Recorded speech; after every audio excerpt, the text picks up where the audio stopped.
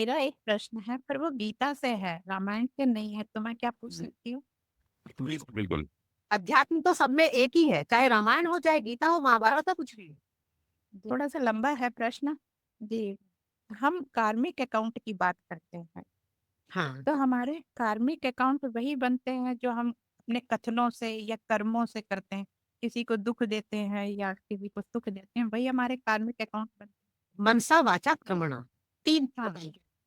ये 150 करोड़ की आबादी में हार्डली 200-500 लोग होंगे जो हमारे रिश्तेदार, भाई बंधु या पहचान के होंगे। तो हम अपने कर्मों से या कथनों से किसी को अगर तकलीफ पहुंचाते हैं तो इन्हीं में से कोई होंगे जिनसे हमारा सोल कनेक्शन है, जो हमारे रिश्तेदार हैं वो बने हैं। हाँ, तो जैसा कि हमने पढ़ा जाना कि आत्मा की मतलब सोल की जो कोर क्वालिटी होती है, क्षमा, दया, आनंद, प्रेम। हाँ, तो चूंकि हमारे इन लोगों के साथ सोल कनेक्शन है, रिश्तेदार, भाई बंधु मित्र, तो क्या हमारे वचनों को इनकी सोल हमें क्षमा नहीं कर देगी अगर हमने कुछ गलत काम किया है तो? और कभी कभी हम अपने गलत काम के लिए क्षमा याचना भी कर लेते हैं।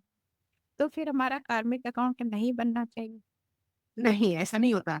आपने आपने एक बॉल फेंकी अपने हाथ से, तो वो फेंक दी, वो तो दीवार पर जाकर हिट करेगी ही। पर तो क्षमा याचना मतलब यहाँ तो हमने अपनी क्षमा भी मांगी ना, या तो अब जैसे कि आत्मा की हमने समझ लिया कि दया, क्षमा, प्रेम, आनंद ये उसके मूलभूत गुण हैं। तो अपनी गुणों के आधार पर सामने वाले की आत्मा हमें क्षमा नहीं करेगी?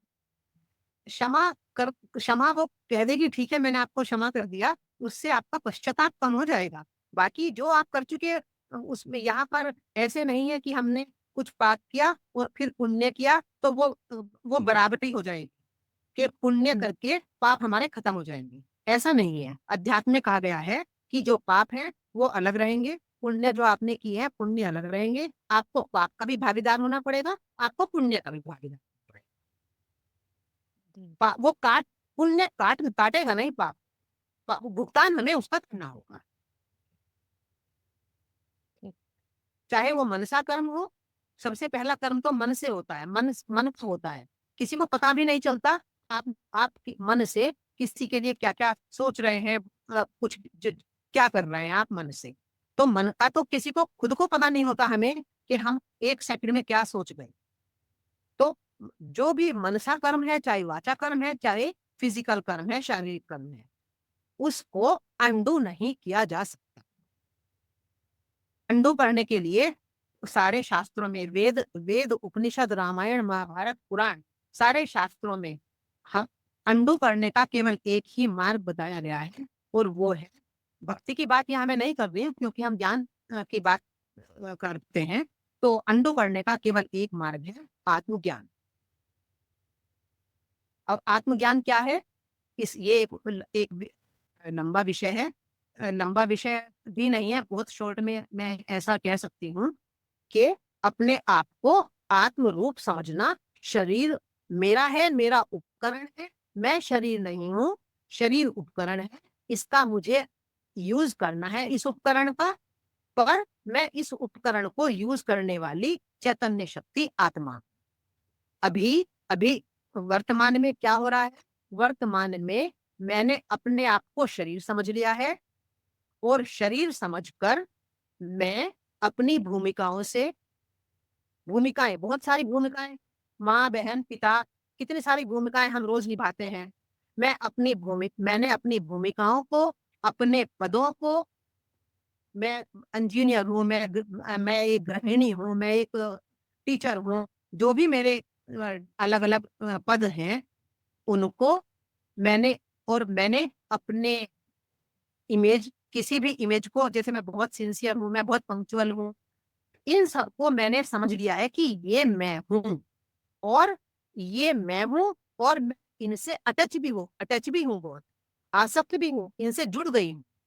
मैं माँ हूँ, ये मेरा रोल है, पर मैं रोल नहीं समझती कि ये मेरा रोल है। मैं माँ ही हूँ, और मैं माँ पने से अटैच भी हो गई हूँ।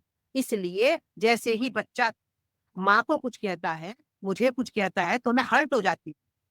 तो माँ, अपने आप को माँ समझना, उससे अटैच हो जाना, यही कहलाता है देहाभिमान।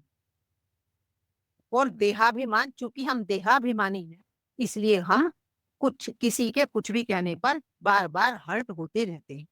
तो इस देहाभिमान से हट जाना, और इस देहाभिमान से कब हटेंगे? जब हम अपने आप को आत्मा समझना प्रारंभ करेंगे कि मैं आत्मा हूं। अभी हम कहाँ समझे हैं? अभी तो हम पढ़ पढ़कर थोड़ा थोड़ा लाइन खींच रहे हैं अपने अंदर।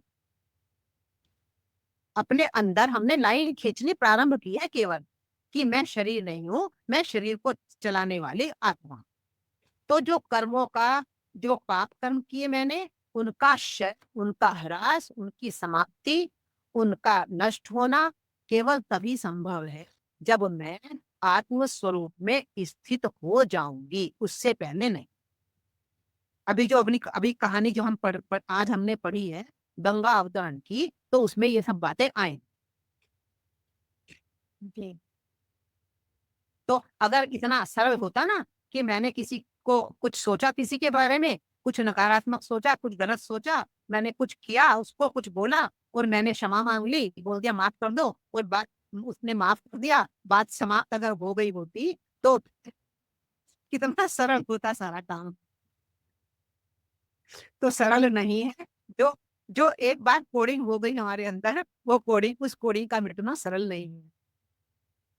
हमें बहुत गहरे उतरना है उसके लिए।